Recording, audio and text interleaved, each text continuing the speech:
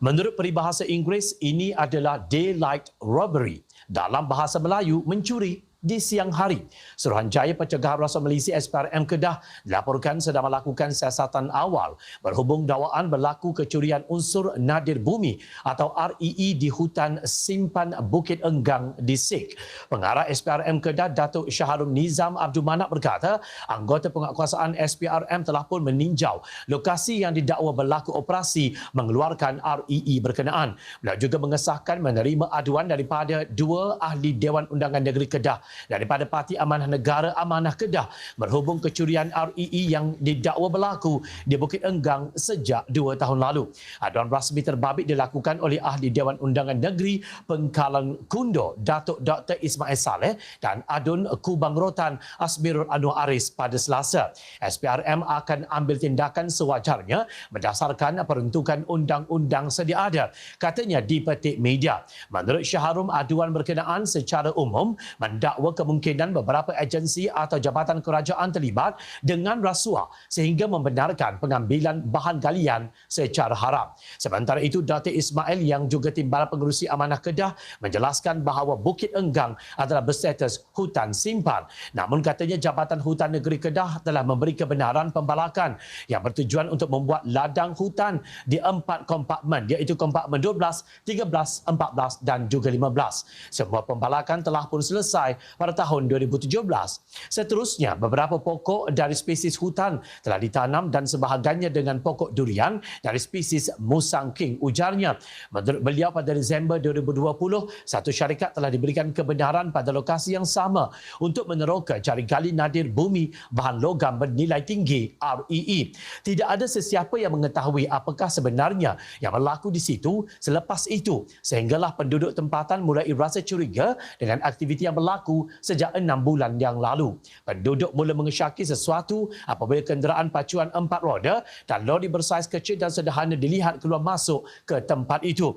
Penduduk tempatan telah membuat beberapa laporan polis tapi tidak ada apa-apa tindakan yang diambil, sehinggalah lori yang memunggah keluar REE berlaku kemalangan pada minggu lalu dan ditahan polis, tegas Dr. Ismail.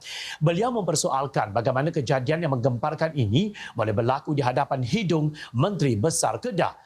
Lokasi pelombongan haram REE ini berlaku di Januari yang ahli Dewan Undangan Negerinya adalah Muhammad Sanusi Makno yang juga pengerusi MBI pemilik tanah tersebut. Apakah projek ladang solar dan tanaman musang king di situ adalah sebagai mengaburi mata orang ramai? Bila kejadian kecurian REE ini berlaku, apakah ianya di luar pengetahuan yang amat berhormat Menteri Besar?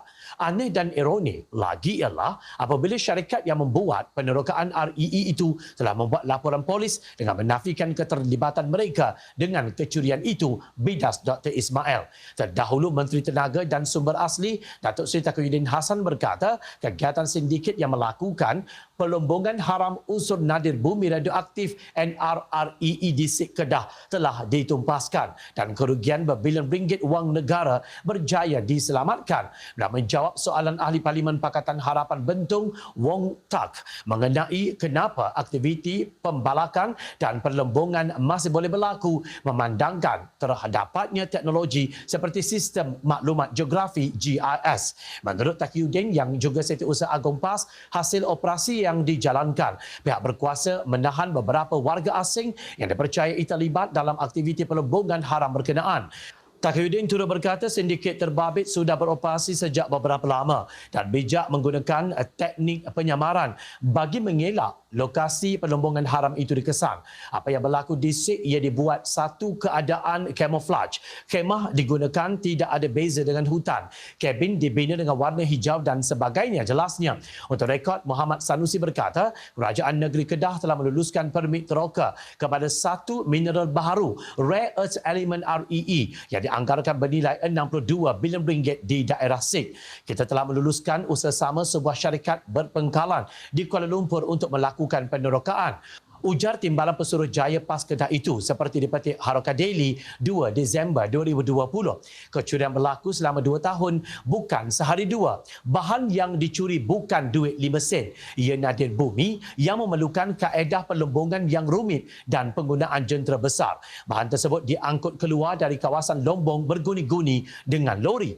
Juga bagaimana ia boleh dibawa keluar dari negara ini untuk dieksport ke negara yang mengeluarkan peralatan yang memerlukannya seperti peranti berteknologi tinggi, telefon bimbit, komputer dan sebagainya. Kecurian harta negara ini berlaku di negeri yang dipimpin dan ditadbir oleh PAS. Bayangkan kalau ia berlaku di negeri yang dikuasai Pakatan Harapan, sudah tentu bertali arus kutukan yang dihamburkan oleh para walaun. Mustahil tiada mana-mana penguatkuasa yang sedar tentang perkara ini. Mustahil.